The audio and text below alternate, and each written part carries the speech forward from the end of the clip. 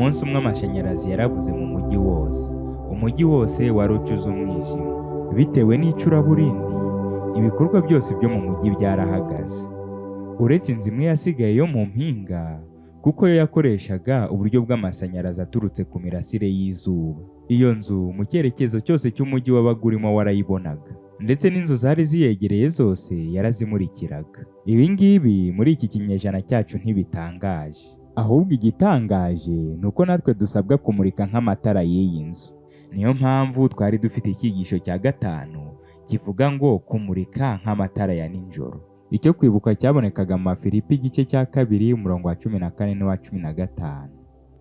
Haragira hati: mukore byose mutitotombana, mutagishanya impaka, kugira ngo mutabaho umugayo cyangwa uburyarya, mube abana b'Imana batagira inenge hagati y'ab'igihe kigoranye cy'ubugoryi, abo mubonekamo nk'amatabaza mu isi. Ndagushuje kandi nguhaye ikaze. Muri kumwe nanjye Iradukunda Patience.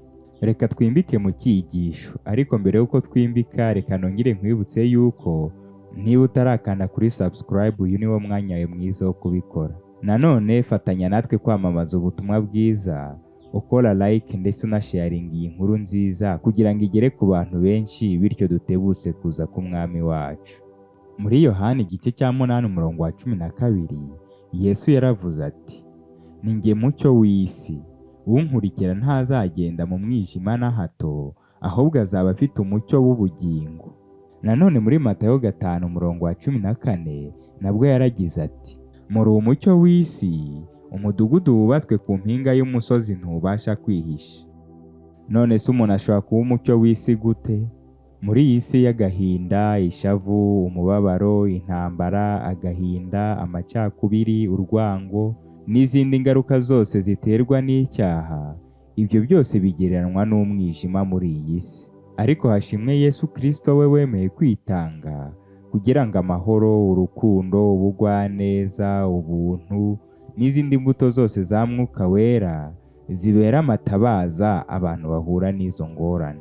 Mu magambo make, urumuri Yesu Kristo adusaba ni ukubera abandi umusemburo w'ibyishimo n'amahoro ndetse no kumererwa neza. Nubwo ibi tubigiramo uruhare, ariko ntitwabyishoboza.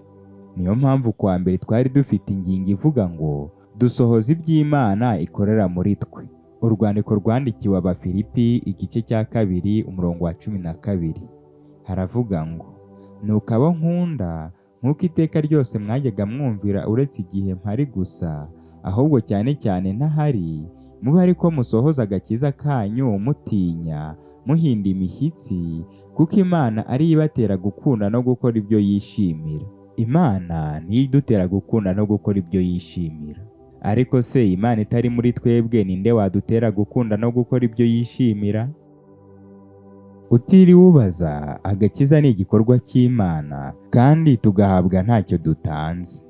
Ibikorwa byacu ntibishobora kuduhesha agakiza, nyamara binyuze mu kubyarwa ubwa kabiri, Imana irongera ikaturema bundi bushya mu bya Mwuka, maze Mwuka akatubashisha gukora imirimo myiza. Imirimo ya Mwuka ikorerwa muri twe idushoboza guhitamo icy'ukuri, tukarwanya ikigeragezo, tukagira amahitamo meza.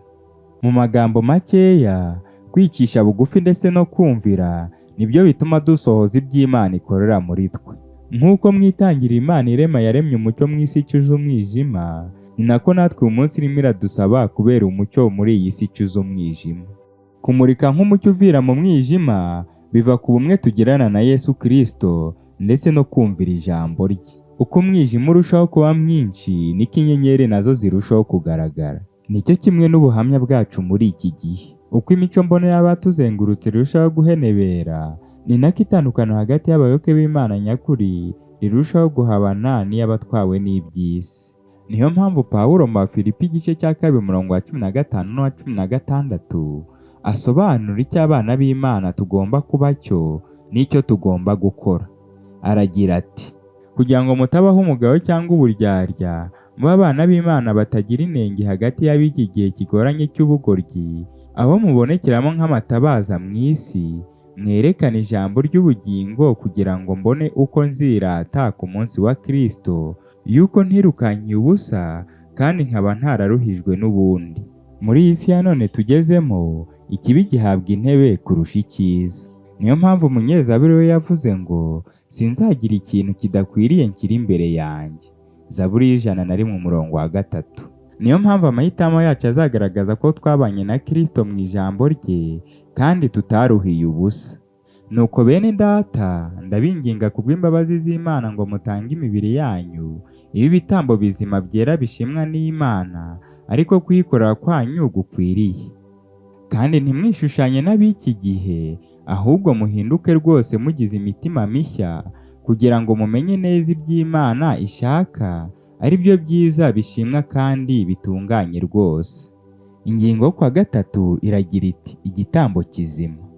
Mbese ubundi umuntu yabuta igitambo kizima kandi gishimwa n'Imana? Uwiteka aradusaba kuba ibitambo bizima kandi bishimwa. Binyuze mu kwizera, Pawulo ubwe yemeye kurenganywa, gutotezwa, ndetse ageza n'aho ahara amagara ye kugira ngo abandi babone agakiza. Ibi ni ishusho nziza y'icyo kwitanga tukaba ibitambo bizima bishimwa n'Imana bisobanuye. Igihe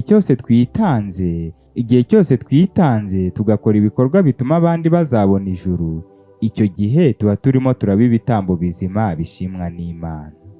Abadivantisite bacu ba mbere nabo bakoraga nk'ibyo. Aho kugira ngo umurimo bawuharire abapasitoro bonyine, bagezaga ubutumwa bwiza ku baturanyi babo, babasobanurira ibyo bizera. Batangaga ibyigisho bya Bibiliya, maze bagategura abantu kugira ngo igihe pasitori azagarukira azababatize. Mbese ntabwo natwe dukwiriye gukora ibisa nk'ibyo?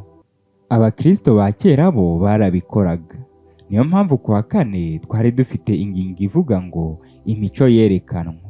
Abafilipi 2:19 haragira hati: niringiye ntashidikanya Umwami Yesu kuzabatumaho Timoteyo vuba, kugira ngo nanjye nkize umutima hamwe maze kumenya ibyanyu. Simfite undi duhuje umutima nkawe uzita ku byanyu by'ukuri, kuko bose basigaye bashaka ibyabo badashaka ibya Yesu Kristo. Ariko muzi yuko uwo we yagaragaye ko ari mwiza ubwo yakoranaga nanjye umurimo wo kwamamaza ubutumwa bwiza nk'uko umwana akorana na se. Nuko niwe niringiye kuzabatumaho uwo mwanya nimara kumenya ibyanjye. Ariko niringiye Umwami Yesu yuko nanjye ubwanjye nzaza vuba. Pawulo asobanura Timoteyo nk'umuntu batekereza kimwe cyangwa bahuje umutima. Amutangira ubuhamya yuko atigeze yirukanka ku bihendo by'isi, cyangwa ngo atere umugongo Kristo kubera iby'iyi si. Kuba ingirakamaro ndetse akaba inziramakemwa, nibyo byerekana imico y'umuntu wahindutse by'ukuri. Umukristo wese azagerwaho n'ibirushya ndetse n'ingorane n'ibigeragezo byo muri iyi si. Ariko binyuze mu guhangana n'ibyo bigeragezo ndetse n'ingorane mu mwuka mwiza, nibwo umukristo akuza ubuntu bwa Kristo utuye mu mutima we. Niba ibyo byose bitugeraho nk'abakristo byihanganiwe mu buryo bukwiriye, ibyo bizarema akamero nk'aka Kristo mu mico, kandi bizatandukanya umukristo n'iby'isi. Nanone ntitwabura kuvuga ku bya Epafrodito, nawe wari umeze nka Timoteyo. Ingingo yo kwa gatanu yaravugaga ngo abasa n'uwo mujye mububaha. Nta wundi bavugaga hano atari ku mico ya Epafrodito yagaragaje kwitanga kwimazeyo. Igihe Epafrodito yahindukaga umukristo, yahindutse by'ukuri. Umuhati we, imbaraga ze n'ubwenge bwe yabyeguriye Uwiteka, maze atangira gukora umurimo w'Imana, ndetse awukora atinuba. Kubw'urukundo rw'itorero rya mbere, Abafilipi bemeye gutuma Epafrodito ngo ashyire Pawulo bimwe muri nkenerwa by'ibanze. Bitewe namwe mu makimbirane yari ari i Filipi, Pawulo yabonye Epafrodite nk'umwe wahagarara muri ayo makimbirane, kandi agafasha yuko ayo makimbirane abonerwa igisubizo. Niko kumuha urwandiko agashyira ab'i Filipi. Pawulo ubwe yabasabye kumwakira mu Mwami Yesu bishimye. Ndetse ntiyarekeye aho, ahubwo yababwiye ko bakwiye gufata Epafrodite nk'umuntu wo kubahwa cyane, bidatewe n'uko yari atunze byinshi cyangwa afite izina rikomeye, ahubwo bitewe n'umwuka wo kwitanga mu gukurikiza urugero rwa Yesu. Tuvuze byinshi ku bya Epafrodite ntitwabirangiza, Ariko se twebwe muri iki gihe turasabwa iki? Uwiteka aradusaba urukundo rutirarira, ntirwihimbaze, rudashaka ibyarwo, rudahutiraho, kandi ntirutekereze ikibi ku bantu. Igihe kiri bugufi cyane, ubwo buri wese azageragezwa. Ubu bwo tuzaba duhatirwa gushyirwaho ikimenyetso cy'inyamaswa. Ikibabaje ni uko abagiye bemeranira urutonde ruto kwirekurira iby'isi basaba, bakifatanya n'imigenzo y'isi, ntibizabakomera kwemera imbaraga z'umubi, aho guhitamo akaga no gutwikwa no guteshwa agaciro, gushyirwa mu nzu y'imbohe ndetse no gupfa. Aba ngaba bo bazahitamo gushyirwaho ikimenyetso cy'inyamaswa.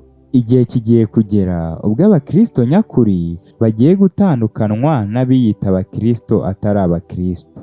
Satani azibasira cyane abakiranutsi, ariko mu izina rya Yesu bazasoza urugamba banesheje bidasubirwaho.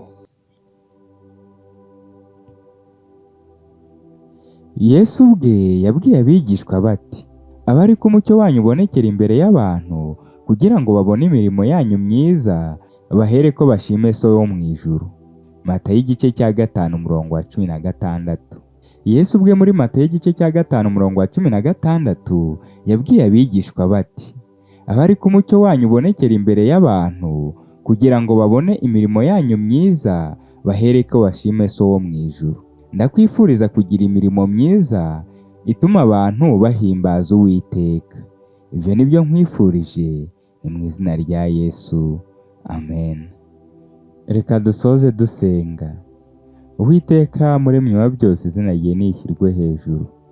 Twe abana bawe turifuza yuko twaba umucyo umurikira abandi, maze babona imirimo yacu bagahera ko bakagushima. Ngaho Mwami, uduhe izo mbaraga, kuko ari wowe udutera gukunda no gukora ibyo ushaka. Turagushimiye yuko ubiduhaye, ni mu izina rya Yesu tubyatse twambaje. Amen. Mbese nshuti yanjye, iki si igihe cyawe cyiza cyo kwamamaza ubutumwa bwiza? Ohereza abantu 2 cyangwa 3 iyi video, maze nabo bamenye umucyo w'Imana. Ndongera kukwibutsa yuko nawe wadufasha kwamamaza ubutumwa bwiza, usharinga ndetse ulayikinga, ugakora na subscribe kuri iyi video, kugira ngo igere ku bantu benshi. Komeza ugire amahoro aturuka ku Mwami Yesu Kristo.